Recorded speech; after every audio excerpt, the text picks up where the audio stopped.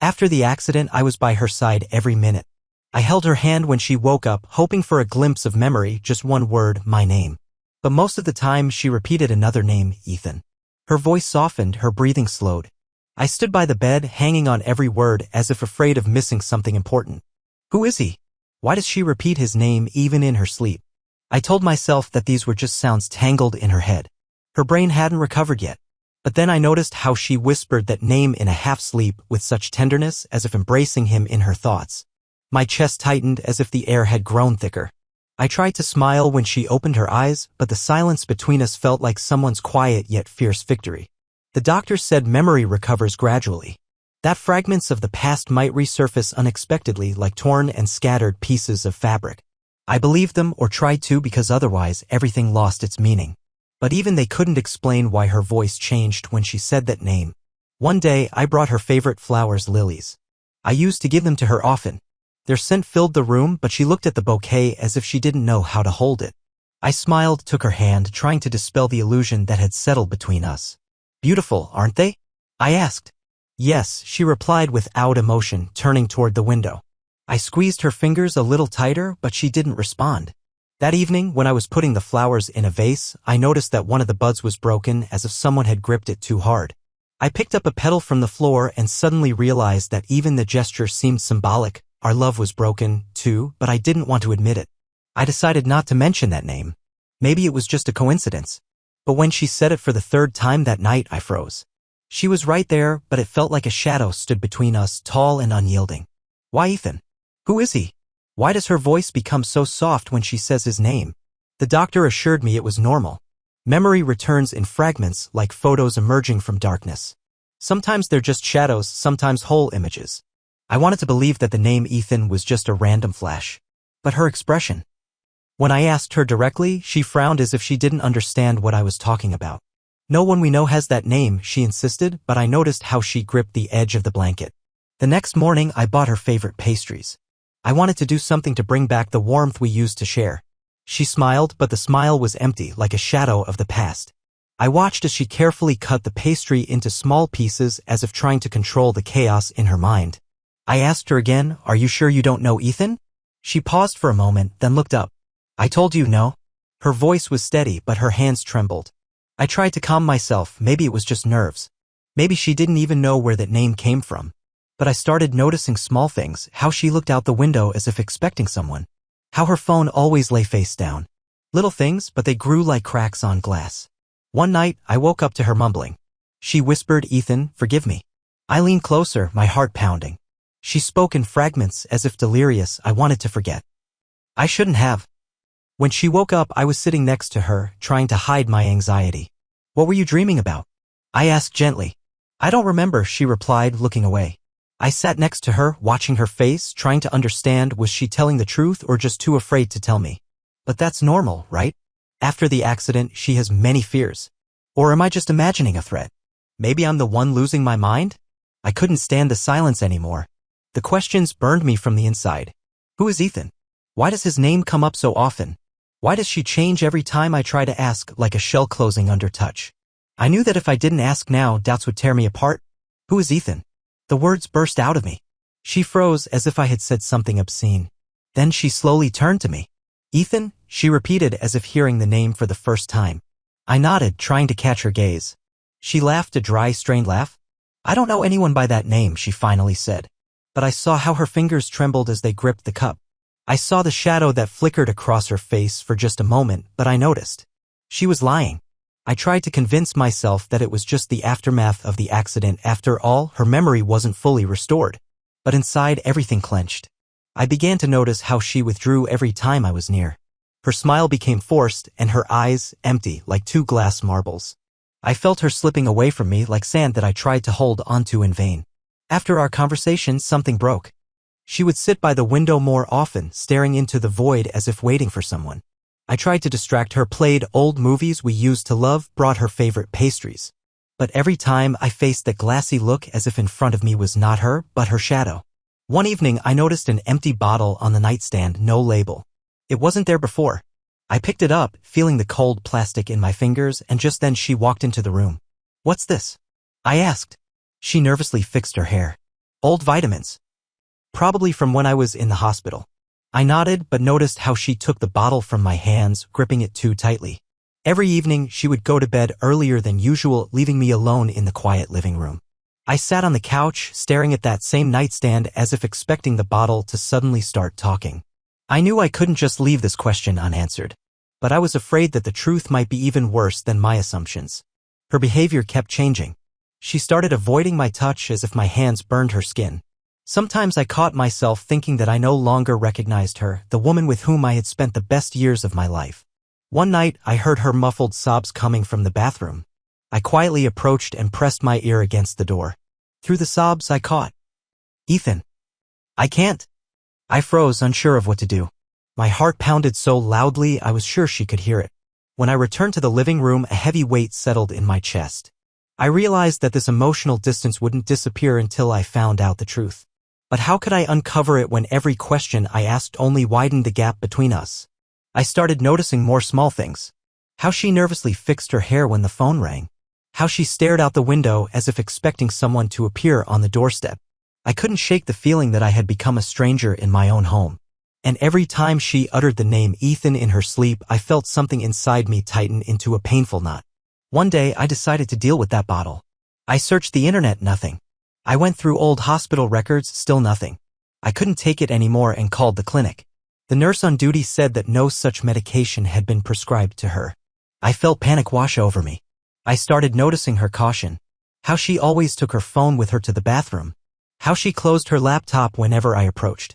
I tried convincing myself it was just paranoia, that I was inventing a threat to justify my jealousy. But inside me, something kept growing like a weed that couldn't be uprooted. One night, I couldn't take it anymore. When she fell asleep, I tried to unlock her phone. My hands trembled as I typed the usual code incorrect. I tried again, still wrong. She had changed the password. I heard her whispering in her sleep, "Ethan, I miss you." The world around me tilted. I stood by the bed, not knowing how to cope with the sense of loss. Why was she hiding her phone? Why did her voice sound as if he was right there? The next morning, I asked directly, "Why did you change your phone password?" She froze, then forced a strained smile. "I don't remember, probably by accident." I knew it was a lie, but I didn't know how to make her tell the truth. I felt like I was losing my mind. My head buzzed with thoughts, like an old pipe under pressure. I started noticing shadows on the walls and smells I hadn't noticed before. Even the empty bottle on the nightstand seemed like a ghost sucking the air out of the room. I couldn't live in the silence anymore. I had to find the truth, even if it tore me apart. I couldn't wait any longer. Ignorance was eating me from the inside, and I knew that if I did nothing, I would lose her completely or lose myself. I got in the car and drove to the clinic. As the engine hummed, I tried to convince myself that it was just a check, an attempt to calm my nerves. But inside, everything throbbed with anxious trembling. When I arrived at the hospital, the doctor was on duty. Young, confident, with a cold look. I sat across from him and got straight to the point. "Doctor, I found an unlabeled bottle. Are these pills really hers?" He frowned as if I'd said something strange. "Sorry, but we didn't prescribe anything like that. Are you sure they belong to her?" I felt cold sweat on my forehead. I knew it was her bottle. I found it in the bedroom. But why was the doctor denying it? I took out my phone and showed him a photo. The doctor looked at me with the same cold expression. "No, definitely not our medication. Maybe someone else gave them to you." When I got home, everything inside me hummed as if I were standing on the edge of a cliff. I entered the bedroom and saw her by the window. She didn't notice me right away, lost in thought. I approached and gently placed the bottle on the nightstand. "What are these pills?" I asked. She turned, her lips trembling. "I told you, old vitamins." But I no longer believed her. I tried to take the bottle, but she grabbed it faster, clutching it in her hand. "You're lying," I blurted out. She flinched as if I'd hit her with my words. "Why do you need this? Tell me the truth. Who is Ethan?" My voice broke and I didn't know where the anger came from. She looked at me as if I were a stranger, as if I had betrayed her trust. And in that moment, I realized she was no longer the woman I knew. Her shadows had grown denser and my fear had become sharper.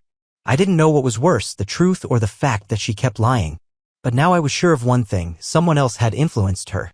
Someone who wanted to erase me from her life. And I wasn't going to give up so easily. That night, I heard her voice again.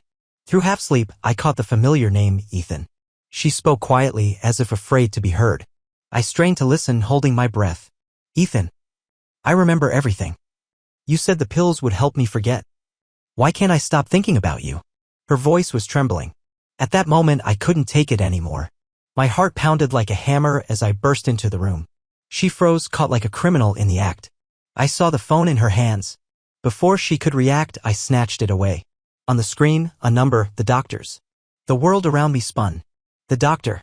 The very same doctor who had assured me that he hadn't prescribed any pills. I scrolled through the recent calls, his number appeared over and over again. I slowly sat down on the bed, feeling the air thicken and grow heavy. You called him. My voice sounded muffled as if from another world. She tried to take the phone back, but I held onto it. You lied to me. He's not just a doctor, is he?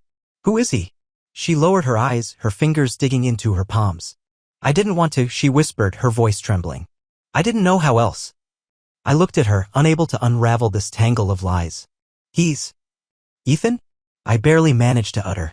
She nodded, tears streaming down her cheeks. He said the pills would help me forget, that it would be easier, but I couldn't. I tried, but I understood. He wanted to erase her feelings for me, to replace her memories. I stood before her, feeling everything inside me collapse. Did you love him? I asked, not recognizing my own voice. She sobbed. I don't know. I thought I did. But then everything got mixed up. I'm so confused. I placed the phone on the bed. My vision blurred. One word echoed in my mind, betrayal. But who betrayed me more, her or the one who manipulated her memory? I couldn't look at her. I just walked out into the dark hallway, trying not to hear her muffled sobs. I don't remember how I got to the car. The night seemed unnaturally dark, the air thick and sticky. I sat behind the wheel, staring into emptiness, trying to process what I had heard. She had been lying to me all this time. But who was really to blame, her or him? He, the one who played with her memory, erasing me like an unwanted recollection? Anger pulsed within me. I wanted to go to him, demand answers, but I didn't know how to handle this rage eating me from the inside. I slammed the steering wheel, growling hoarsely. My fingers turned white, gripping the leather tightly. When I returned home, she was sitting on the bed, curled up. Her eyes were red from crying, her hands trembling. I stood in the doorway, unsure what to say. Everything I once knew about her crumbled like a house of cards. I wanted to forget, she whispered without raising her head. I didn't mean to. I thought I could start over. I felt the anger rising. You let him change you, I said flatly. You let him erase us. She sobbed, covering her face with her hands. I didn't know. I just wanted to get rid of the pain. My words came out harsh and cold, but inside I was screaming. And what about my pain? Did you think about that? Or just about yourself? She lifted her head, guilt flickering in her eyes. I thought I could forget, that it would be easier.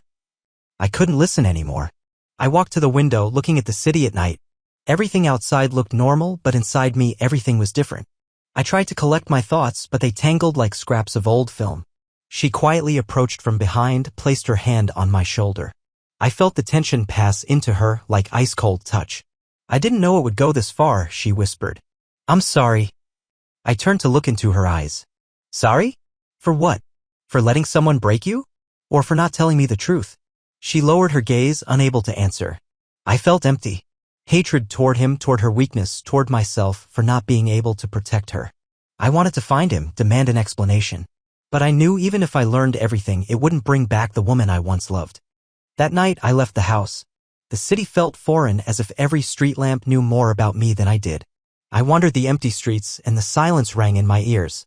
My feet led me to the park where we used to walk on weekends.